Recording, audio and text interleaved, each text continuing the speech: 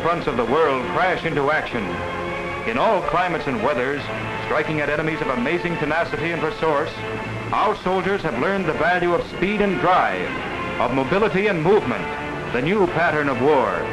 New ways of fighting, new techniques demand a more intense, a more back-breaking strain. They have learned these things: swiftness, power, deadly efficiency, the key words of the new soldier. And the men who lead them, platoon officers, must be harder still, for their responsibility is increased 100 times. The leaders of our men come from the ranks, pre-selected for their qualities. They are trained, molded, strengthened for their tremendous and unique task. Young, eager, proud, these soldier Canadians are the best crop the country has produced to lead its new citizens' army.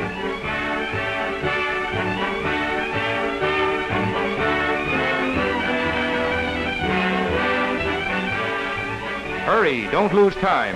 At OTC, you've only 90 short days to learn new skills and sciences, to learn to lead and fight as leaders, to make you fit to crush the toughest enemy on earth.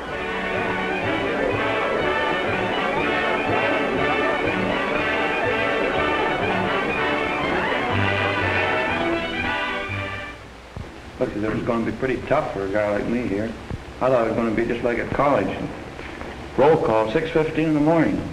Bayonet training, close combat, field craft, map reading, anti-gas training, all that stuff. Say, do you think you'll ever make an officer? Do I think I'll ever make an officer? When I look at you, I still think I've got a chance.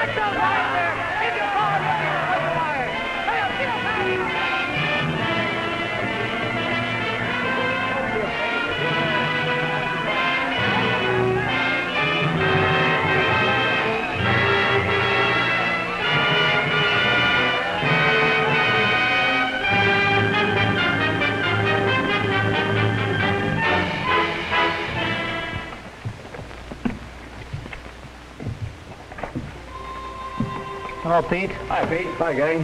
Here, I'll give you a hand with your equipment. Please do. Well, how'd it go today, Pete? Oh, boy. I've seen some assault courses in my life. That one's not very tough. But what those sergeants can't figure out to call a guy in the course of a few minutes. And to top the whole thing off, they make us run home. Say, I guess those COTC fellas and some of these fellas have only been in the Army a short while. I guess they find it pretty tough. I don't mind the fact that the assault course is a little tough, but after those sergeants stand around there and howl all sorts of abuse at you all afternoon and top the whole thing off, they make us run home. Oh, let's forget the assault course. I'm sick of it. What did you do this afternoon, Roger? Oh, I was on the MT course. What a time I had. It was the first time I had a 1500 weight in my hand. You should have seen me on that ground going up and down hills, in the mud, in the sand, around the trees and the bushes. I nearly went over the officer once.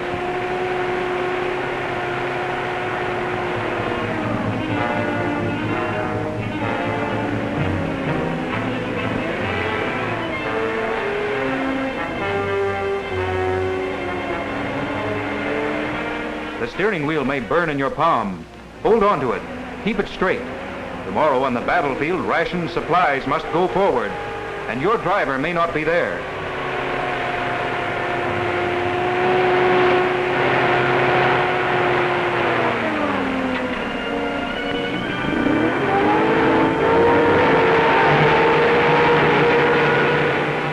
Time is short and speed is what you need. Men and machines are your weapons. They are counting on you. So you think you'll make a good officer. By the way, how about giving me a help on a few words here? I have to give a lecture tomorrow morning in front of the class. I'd like, is that the right way to pronounce disagreeable? Disagreeable. Disagreeable. That's right. And then necessary? Necessary. Necessary. Yeah. And then disciplinary? Pierre Laval, in political life, was always a mean and ambitious deputy who stopped at nothing to rise to power. Before the fall of France, he was the first member of the chamber to rise and protest against armament. Here, then, are the 8 points of the Atlantic Charter. Let us examine them briefly and see what they mean. Take the one that deals with the right of all men to choose their own form of government. What qualities must a man develop that would enable him to lead men into the face of machine gun fire or keep them calm during a bombing attack? Firstly, he must inspire confidence. Each and every man under him must feel convinced that he has the knowledge and intelligence to make quick and accurate decisions. Water forms one of the most important natural barriers. Show that your brain has been awake while your body ached under new and unfamiliar exertion. Your men will expect you to speak well and freely. There is more than the syllabus. A whole new world around you. Open it up to them. This weapon will be used by our armies to replace the Thompson submachine carbine.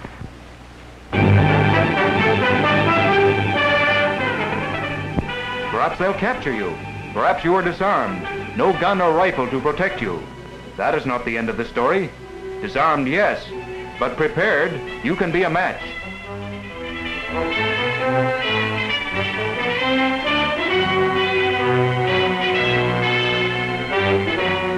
Use your fist and hit quick and hit hard.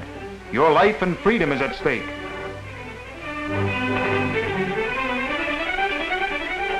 Your body is a perfect weapon. Use it to advantage.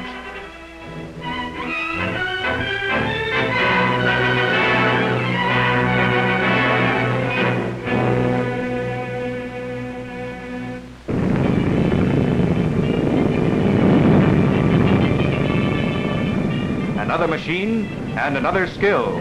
Sit into it, tight and secure. Don't let the terrain throw you. Messages must be delivered. Don't forget, your platoon isn't alone. You are part of 1,000 platoons. Contact must be maintained.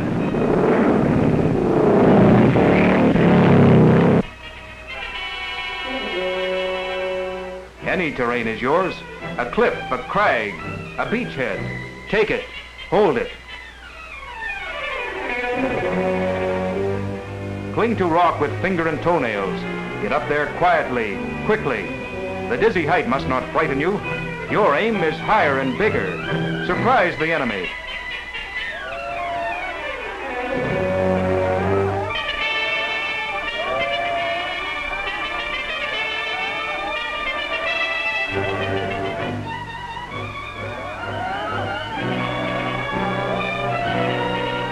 The fate of the battle is in your hands. Take it and hold on to it.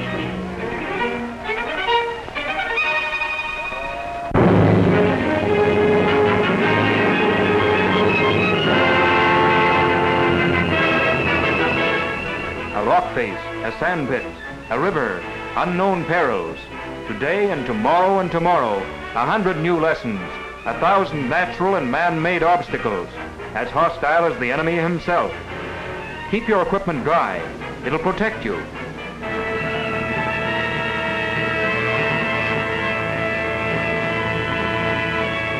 Can you take it in your stride? Do you still think you'll make an officer? We were always used to the left foot, and I think it's better.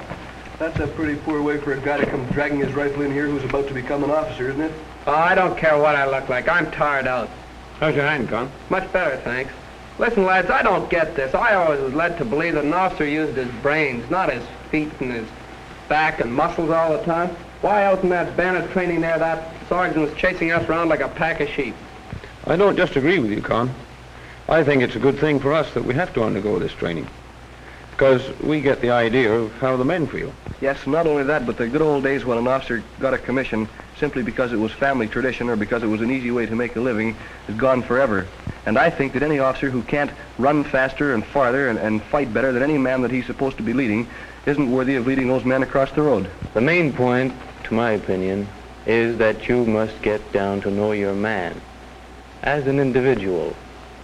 Then you'll have one platoon of 30 individuals who'll follow you through the thick of it, whether they want it or not.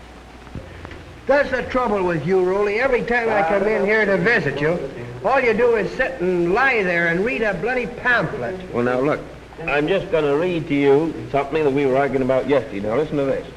Good drill depends in the first instance on good words of command.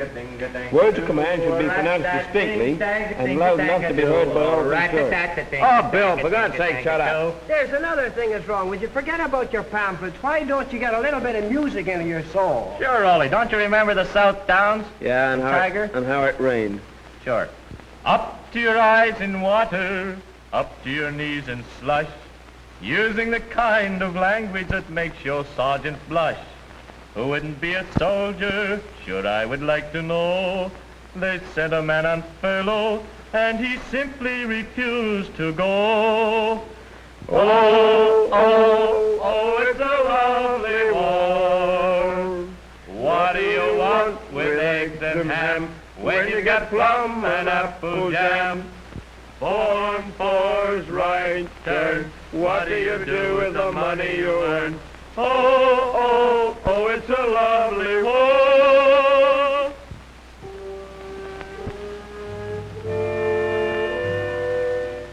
The patrol leader of reconnoitering patrol must have certain information before he can take his patrol out. First of all, he must know if there are any enemy in the vicinity. Secondly, he must know the forward positions of his own troops. Thirdly, know the exact time he must take that patrol out. There is little time left. So many of the 90 short days are gone. You must do and you must know and instruct. Absorb it all. Comprehend it. It must become a part of you. Secondly, the likelihood of attack. And thirdly, the length of time it will be in the field. Sir, do reconnaissance patrols ever become fighting patrols?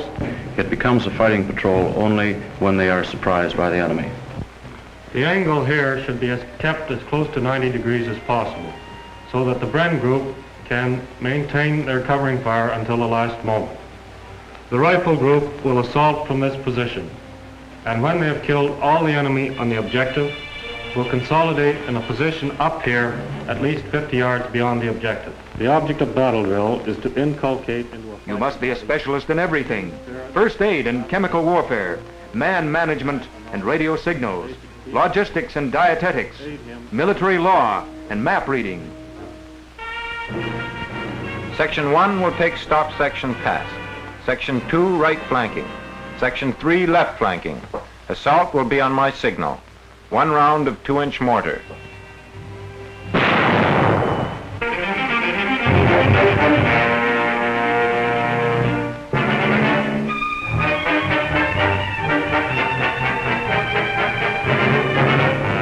The battle maneuver will be your crucial test. Now you must prove what you have acquired in these 3 short months.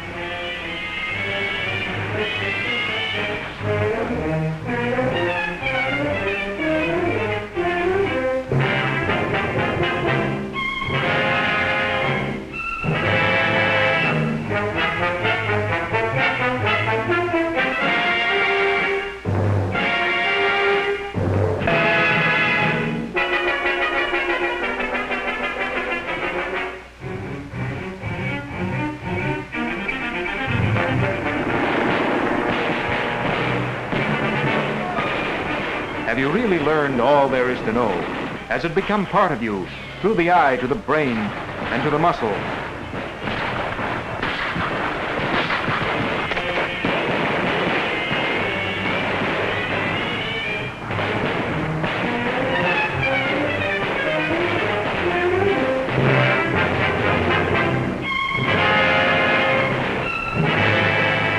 become second nature to you to work in teams, to give mutual support by fire.